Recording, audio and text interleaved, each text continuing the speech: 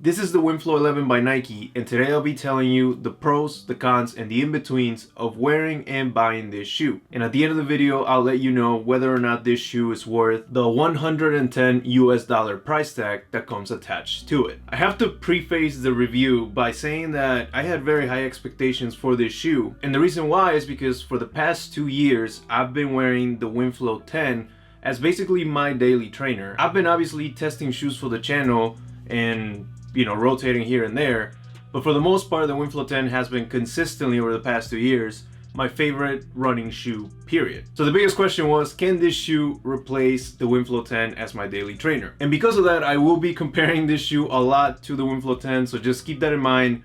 I still will try to focus purely on what this shoe does for you in and of itself, but just be mindful of the many comparisons that will come your way. First comparison being the immediate difference in the midsole. So this midsole is a lot flatter against the ground in terms of just overall shape. There is still a decent amount of stack height in the back, but overall it leaned away from that curvature that the Winflo 10 had, but not necessarily in a bad way. It's just different. The Cushioned 3.0, which is what's featured on this shoe, I would say this is more of a softer foam, not really meant to give you a lot of energy return. It's more meant to cushion, which I think leads to the Cushioned denomination. It's quite comfortable, to be honest with you. It's not terrible, but you can definitely tell that it's not like your top tier foam. There's even the best way to describe this is like a hollow feeling when you stride on the ground, especially on pavement. There's like this emptiness in the midsole. Partly for me is because the last running shoe that I reviewed was the Vomero 18. It's decent, but I think for longer mileage, it's a little bit challenging just because of that energy return aspect of it. Now, this shoe does come with a full-length air zoom unit, which seems like, according to the air labeling right here in this little opening in the outsole, it's a little bit closer towards the ground, so you could feel a little bit of responsiveness, but I couldn't get that springiness out of it. The Winflo is not meant to be a premium shoe. You're not really meant to feel it, but I just thought the springiness or the efficiency of the Air Max unit, or the Air Zoom unit, my bad, that it would be a little more efficient, that you would feel a little bit more. With all those notes in mind, that's what I would put as the in-between. The overall midsole, and I think that's encompassing the foam and the Air Zoom unit that it features. Something that I do want to highlight as a pro is the upper quality / material and breathability as pros. I thought these were quite breathable.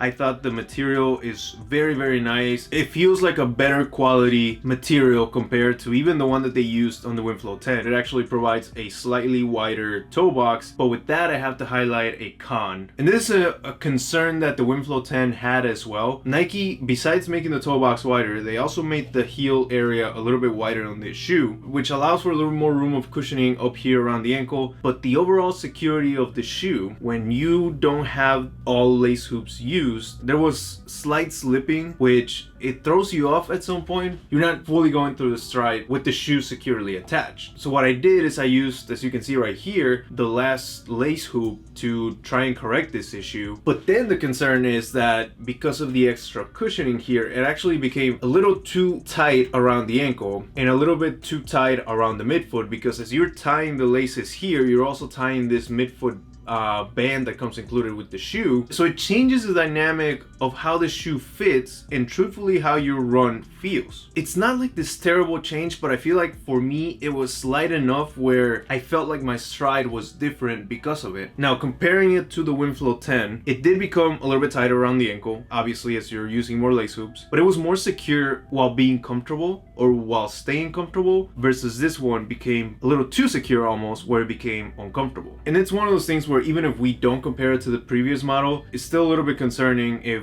you want to have as much of a natural stride or a natural fit without feeling uncomfortable as you can. Besides that, I think that's really about it. The rest of it, and when it comes to design, I am a fan of the design, the layers that they use, the patterns that they're using. In this colorway specifically, I love the way that this light blue rubber on the outsole just contrasts from not only the midsole but also the purplish upper. So the shoe overall is great, but I think in terms of functionality and in terms of what they were designed to do, which is running, I think there's still a little bit of a gap and truly a bit of a step backwards compared to the Winflo 10. Now, is it worth $110 US? I don't think so, But Nike right now has this exact model at $77.97 US.